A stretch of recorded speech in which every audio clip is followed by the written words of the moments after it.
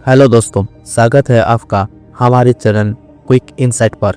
दोस्तों, 40 साल पहले हमें दो पहलवानों की ज़रूरत पड़ती थी 10 रुपये का अनाज को उठाने के लिए, लेकिन आज एक 5 साल का बच्चा भी 10 रुपये का अनाज को आसानी से उठा सकते हैं।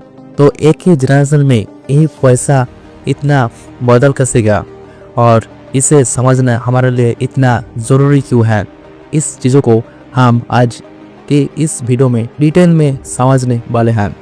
तो चलिए दोस्तों, वीडियो शुरू करते हैं बिना आपका ज़्यादा टाइम लिए। दोस्तों, इमेजिन दो दोस्त रहते थे, रमेश और सुरेश। दोनों अलग अलग कंट्री में रहती हैं और वहाँ जॉब करते हैं और अपनी लाइफ गुजारा करते हैं। लेकिन रमेश को अपनी जॉब में 10% की सैलरी हाइक मिलती है। मतलब अगर उसकी सैलरी फ़िलहाल 50,000 पर मंथ है तो अगले साल से उसे 55,000 पर मंथ मिलेगा, मतलब 10% ज़्यादा। लेकिन पिछले साल उसके कंट्री में इन्फ्लेशन यानी कि महंगाई 12% के रेट से ग्रो हुई है। और दूसरी तरफ सुरेश एक दूसरी कंट्री में रहते हैं और उसकी सैलरी में उसे कोई इंक्रीमेंट नहीं मिलता, मतलब उसकी सैलरी में एक भी रुपया इंक्रीज नहीं होता। लेकिन उसकी कंट्री में इन्फ्लेशन 0% रहती है, मतलब उसके देश में उस साल महंगाई बढ़ती ही नहीं है। इसी वजह से मार्केट में सब चीज़ों का दाम सही रहता है। तो रमेश और सुरेश में से आपको कौन ज़्यादा खुश लगेगा और किसको एक्चुअली ज़्यादा खुश रहना चाहिए? अब दोस्तों, सच ये है कि रमेश को 10% की सैलरी बढ़ने से खुशी होगी और वो शायद उसकी वजह से अपनी स्टैंडर्ड ऑफ लिविंग को बढ़ाना चाहते हैं, मतलब अपने खर्चा को इंक्रीज कर देगी, क्योंकि अब उसके पास हर महीने 55,000 स्पेंड करने के लिए है। और सुरेश को शायद इतनी खुशी नहीं होगी और वो शायद अपने एक्सपेंशन को नहीं बढ़ाएगा, क्योंकि उसके सैलरी सेम है। लेकिन भले ही रमेश को सैलरी 10% हाइक मिला है, पर भी उसको ज़्यादा लॉस हुआ है, क्योंकि उसके परचेजिंग पावर 2% से गिर गया है। अब आपको लगेगा कि ये परचेजिंग पावर होती क्या है और ये महंगाई की बढ़ने में इतना कौन सोचता है। चीज़ों का भाव तो हमेशा बढ़ती रहती है, ये कौन सा नया बात है।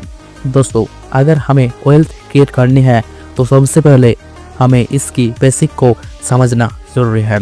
इन्फ्लेशन का मतलब होता है कि मार्केट में ओवरऑल सभी सर्विसेज और गुड्स की प्राइस बढ़ना, क्योंकि कुछ चीज़ों का प्राइस कम भी होती है और कुछ चीज़ों का प्राइस ज़्यादा स्पीड में बढ़ भी जाता है। तो जनरली जब हम इन्फ्लेशन को कैलकुलेट करते हैं तो इसके लिए हमें एक बास्केट लेते हैं और उसमें से हम उन सभी चीज़ों को ऐड करते हैं जिनके हमारी हर साल ज़रूरत होती है, जैसे अनाज, खाने पीने की चीज़ें, फ्रूट्स, ट्रांसपोर्ट, इंटरनेट, मेडिकल और एजुकेशन एक्सपेंशन, क्लॉथ एक्सेट्रा। तो इनमें से कुछ चीज़ों का प्राइस इंक्रीजमेंट होगा और कुछ चीज़ों का प्राइस कम होगा। जैसे इंटरनेट का प्राइस पिछले 5 सालों में कम हुई है, लेकिन बाकी चीज़ों का प्राइस पिछले 5 सालों में बहुत ज़्यादा इंक्रीमेंट हुई है। तो इन सारी चीज़ों को हम एक इंडेक्स बनाते हैं, बिल्कुल उसी तरह जैसे हम स्टॉक मार्केट में निफ्टी सेंसेक्स का एक इंडेक्स बनाता है जिसमें 30 से 50 कंपनी होती है। तो इस तरह इन्फ्लेशन को लिए जो इंडेक्स होती है उसे हम कहते हैं कंज्यूमर प्राइस इंडेक्स CPI। और फिर हम इस इंडेक्स का ट्रेंड चेक करते हैं। तो जब हमारी ज़रूरत की चीज़ों का प्राइस जनरली इंक्रीज होता है तो ये इन्फ्लेशन का इंडेक्स ऊपर जाता है और तब हम कहते हैं इस साल हमारी कंट्री में इन्फ्लेशन इतना % से इंक्रीजमेंट हुआ है। और फिर लॉन्ग टर्म में हमें उसका एवरेज भी निकल सकते हैं, जैसे पिछले 40 सालों में इंडिया में इन्फ्लेशन ऑन एवरेज 7% के रेट से इंक्रीजमेंट हुआ है। तो अब हम ये समझते हैं कि इन्फ्लेशन को समझना हमारे लिए इतना ज़रूरी क्यों है। तो दोस्तों, इमेजिन करिए कि सानी को 1 करोड़ की लॉटरी लगती है। अब क्योंकि वो अपने जॉब को बिल्कुल पसंद नहीं करते, तो वो सबसे पहले अपना मंथली एक्सपेंशन कैलकुलेट करते हैं और उससे पता चलता है कि हर साल उसे 2 लाख की ज़रूरत होती है। और सानी अभी 30 साल का है, तो वो एस्टिमेट करता है कि इंडिया में ऑन एन एवरेज लोग 70 से 80 साल तक जीते हैं। तो वो सबसे पहले 50 लिफाफा बनाते हैं और उनमें 2 लाख रखते हैं, ताकि वो हर साल एक एनवलप ओपन करेंगे और उससे साल भर का खर्चा मिटाएंगे। वो सारी एनवलप्स को अपने घर के लॉकर में रख देते हैं, क्योंकि उसे किसी बैंक या गवर्नमेंट पे भरोसा नहीं हुआ और उसको इन्वेस्टिंग की इतनी नॉलेज भी नहीं है, क्योंकि उसे लगता है कि अब उसको इन्वेस्टिंग के बारे में इतना सीखने की ज़रूरत नहीं है और अब उसके पास पैसा है, वो आराम से अपनी लाइफ को एंजॉय करने लगता है। अब दोस्तों, क्या आप गेस कर सकते हैं कि ये स्ट्रेटेजी में क्या प्रॉब्लम हो सकती है? इसका आंसर है इन्फ्लेशन। शुरुआत के कुछ सालों तक सानी को पता भी नहीं चलेगा कि वो कहाँ गलत है, लेकिन 10 से 15 साल बाद उसे क्लियरली समझ आने शुरू होगी उसके स्ट्रेटेजी में क्या मिस्टेक है, और फिर 20 साल बाद उसे अपनी गलती रियलाइज हो जाएगी, क्योंकि फिर उसके एक साथ 5 इन्वलप करना पड़ेगा, तब जाके उसके पूरे साल का एक्सपेंशन कवर होगा। मतलब जो चीज़ वो अभी पूरे साल में 2 लाख में खरीदना चाहता है, वो चीज़ के लिए उसे 10 लाख स्पेंड करने पड़ेंगे, लेकिन सानी के लिए तब तक ऑलरेडी बहुत लेट हो चुका होगा, क्योंकि एक तो उसके पास टाइम से पहले ख़त्म हो चुका होगा और सबसे डेंजरस चीज़ ये है कि वो ऐसे टाइम पे ख़त्म हो जाएगा कि वो जब 50 साल का होगा और तब वो शायद कहीं काम करने के भी लायक नहीं होगा। तो अपनी ओल्ड एज पे सोनी को काफ़ी ज़्यादा डिफ़िकल्टीज फेस करनी होगी। तो इसलिए इस इन्फ्लेशन टॉपिक को हम ऐसे ही इग्नोर नहीं कर सकते। तो अब हम यह समझते हैं कि इस इन्फ्लेशन से सबसे ज़्यादा नुकसान में कौन होता है। दोस्तों, हर कंट्री में 2 तरह के लोग होते हैं, एक वर्कर्स ग्रुप यानी कि एम्प्लॉय और दूसरा बिजनेसमैन यानी बिजनेस ओनर और स्टॉक होल्डर। अब ये चीज़ तो हम सभी को पता है कि एम्प्लॉयज़ को एक फिक्स्ड सैलरी मिलती है, फिर चाहे महंगाई हमारे कंट्री में कितनी भी कम हो या ज़्यादा हो, लेकिन बिजनेसमैन को अपनी प्रॉफिट कंट्री की इकोनॉमी के हिसाब से इंक्रीजमेंट या डिक्रीजमेंट होती है। तो जैसे हमने स्टार्टिंग में डिस्कस किया है कि इन्फ्लेशन का मतलब सब चीज़ों का प्राइस बढ़ जाना है, तो सवाल यह है कि इस सभी चीज़ों का प्राइस बढ़ा कौन रहा है? तो इसका आंसर है बिजनेसमैन। अब दोस्तों, इन्फ्लेशन का रूट कॉज यानी उनका जड़ और कोई भी हो सकता है, जैसे गवर्नमेंट ने ज़्यादा नोट प्रिंट कर दिया, या मार्केट में चीज़ों की शॉर्टेज होगी, या पॉपुलेशन ज़्यादा स्पीड में ग्रो कर गया, एटसेट्रा। लेकिन बाजार में चीज़ों में का महंगाई तब होगी जब बिजनेसमैन अपने प्रोडक्ट को प्राइस इंक्रीमेंट कर देगा। तो भले ही इन्फ्लेशन का रूट कॉज कोई भी है, लेकिन जैसे ही रॉ मटेरियल की प्राइस इंक्रीज होती है तो बिजनेसमैन पहले फुर्सत में गुड की प्राइस इंक्रीजमेंट कर देती है, जिसका मतलब है कि स्मार्ट बिजनेसमैन इन्फ्लेशन से बच जाता है, क्योंकि फिर चाहे महंगाई 20% की रेट से भी बढ़े, उससे बिजनेसमैन ओनर को इतना फर्क नहीं पड़ेगा। वो अपनी चीज़ों का प्राइस अभी 20% के रेट पे इंक्रीज कर देगा।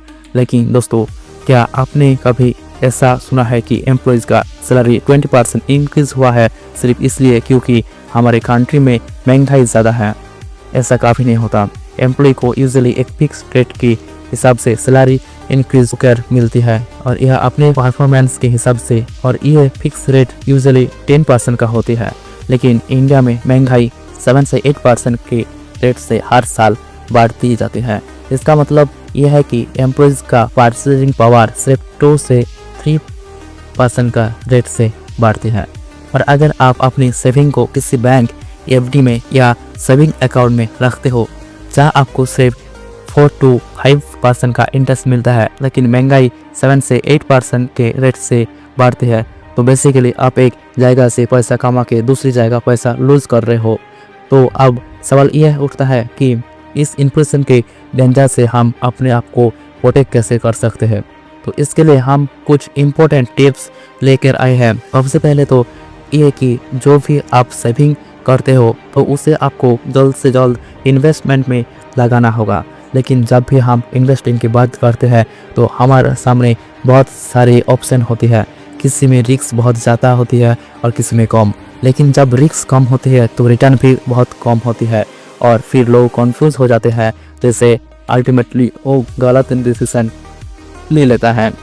तो यहाँ पर आप लोगों को मैं काफ़ी सिंपल और काफ़ी यूज़फुल शॉर्टकट देता हूँ।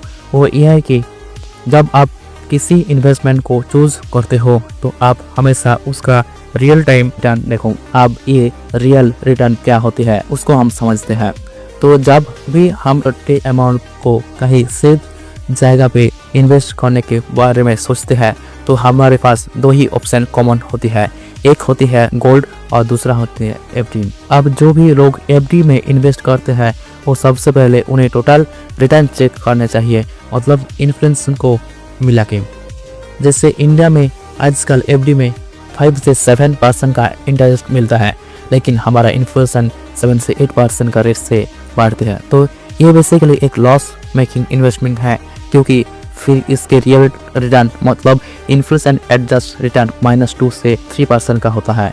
तो इसलिए आपको सिर्फ अपने इमरजेंसी फंड को ही बैंक में रखना चाहिए, ऐसा पैसा जिनकी आपको शॉर्ट टर्म में ज़रूरत लग सकती है। फिर दूसरा ऑप्शन है गोल्ड। अब ये सबसे पुराना इन्वेस्टमेंट भी है जिसमें लोग हजारों सालों से ट्रस्ट करते हैं आ रहे हैं, लेकिन प्रॉब्लम ये है कि इसमें इन्वेस्टमेंट इन्फ्लेशन जितना ही ग्रोथ होता है। शॉर्ट टर्म में ग्रीड और फियर के वजह से गोल्ड में भी बिल्कुल स्टॉक मार्केट की तरह प्राइस फ्लक्चुएट होती रहती है, लेकिन लॉन्ग टर्म में गोल्ड आपको ऑन एवरेज 7 से 8% का इंटरेस्ट दे देता है, जो इंडिया का एवरेज इन्फ्लेशन रेट रहा है। मतलब यहाँ पे आपको रियल रिटर्न अमाउंट 0% रहती है। तो अब सवाल यह है कि कौन सी इन्वेस्टमेंट सबसे बेस्ट है, कहाँ पर इन्वेस्ट करना से हम बेस्ट रिटर्न मिल सकते हैं। तो सबसे पहले ऑप्शन आता है इन्वेस्ट इन योरसेल्फ। दोस्तों ये सबसे बेस्ट इन्वेस्टमेंट है जो आपको इतना ज़्यादा रिटर्न दे सकती है कि जिसके आप कल्पना भी नहीं कर सकते। आपको जितना हो सके अपने स्किल बढ़ाने में इन्वेस्ट करना चाहिए और ख़ुद को इम्प्रूव करने चाहिए, जैसे आपकी अर्निंग पोटेंशियल भी इंक्रीज होगी। आज से 300 साल पहले एक बहुत ही सक्सेसफुल इंसान ने एक बहुत ही पावरफुल लाइन कही थी कि इन्वेस्ट इन योर माइंड, और दुनिया के सबसे अमीर इन्वेस्टर यही कहता है कि the most important investment you can make is in your self. अगर आप खुद को एडुकेट नहीं करेंगे तो किसी लॉटरी की जितने पर भी आप फाइनेंशियली फ्री नहीं हो सकते, जैसे हमने सानी का एग्जाम्पल से समझा। लेकिन अगर कोई सेल्फ एडुकेटेड इंसान जैसे बिल गेट या वॉरेन बफेट किसी वजह से अपनी सारी वेल्थ खो देती है तो इन्हें इतनी चिंता करने की ज़रूरत नहीं होगी, क्योंकि बिल गेट्स को कोई भी सॉफ्टवेयर कंपनी में या किसी हाईटेक कंपनी के बोर्ड ऑफ डायरेक्टर में आसानी से जगह मिल जाएगी, जहाँ वो अपनी नॉलेज और एक्सपीरियंस के बेस पर उन्हें एडवाइस दे सकते हैं और वो अपनी कंपनी को ग्रो कैसे करते हैं और उसके बदले में वो एक फी चार्ज कर सकती हैं। या वॉरेन बफेट को लोग आसानी से अपने पैसा दे देंगे इन्वेस्ट करके ग्रो करने के लिए, और वो उसके लिए एक छोटी सी हिस्सा मांग सकती है। वो कर भी लेंगे क्योंकि उनके सालों के नॉलेज और एक्सपीरियंस उनकी मदद करेगी। तो उस तरह जैसे जैसे आप अपनी नॉलेज और स्किल को इम्प्रूव करते हो तो आप इन्फ्लुएंस के मुकाबले काफ़ी स्पीड में अपनी इनकम और वेल्थ को ग्रो कर सकते हो। फिर दोस्तों इसके बाद अगला ऑप्शन आते हैं इक्विटी, यानी स्टॉक मार्केट और म्यूचुअल फंड। लेकिन प्रॉब्लम ये है कि लोगों को ये बहुत ही रिस्की लगता है। तो इसे रिस्की ज़्यादातर दो लोग समझते हैं, एक वो जिसे कभी इन्वेस्ट नहीं किया और दूसरा वो जिसमें बिना किसी नॉलेज के ट्रेडिंग करते हैं। लेकिन जो लोग असली बिजनेस में इन्वेस्ट करते हैं लॉन्ग टर्म के लिए, जो बहुत ही तैयार है, तो उन्हें ही बात अच्छे से पता होगा कि ये एक तरीका है जहां से हम इन्फ्लेशन से बहुत ही आसानी से बीट कर सकते हैं, हाँ, और अपनी वेल्थ को सबसे स्पीड में ग्रो कर सकते हैं। अब जैसा कि हमने पहले ही डिस्कस किया कि जब इन्फ्लेशन लॉन्ग टर्म में ज़्यादा होती है तो इसका इफेक्ट सबसे पहले बिजनेसमैन ही रिफ्लेक्ट होती है, क्योंकि चीज़ों को प्राइस बढ़ती है तभी जब बिजनेसमैन अपनी गुड्स और सर्विस का प्राइस इंक्रीज करते हैं।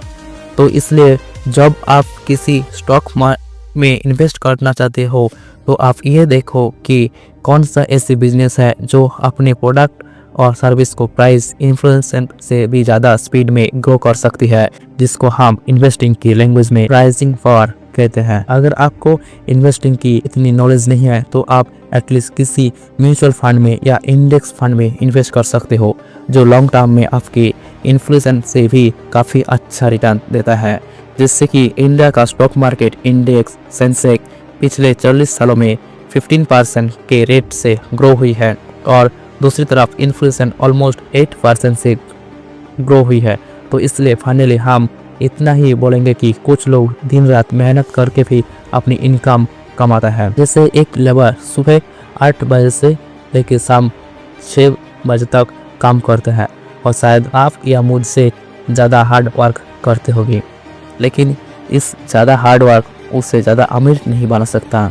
वो शायद और ज़्यादा गरीब होता रहेगा, क्योंकि लेबर का सैलरी सबसे कम रेट से इंक्रीज होती है। इसलिए आपने काफ़ी बार देखा होगा उन्हें स्ट्राइक पे जाना पड़ता है या गवर्नमेंट को मिनिमम वेज का लॉ लेके आना पड़ता है, ताकि उनका कम नॉलेज का लोग फ़ायदा ना उठाए। क्योंकि इस इन्फ्लेशन एक ऐसा टैक्स है जो अमीर और गरीब सबको पे करना पड़ता है।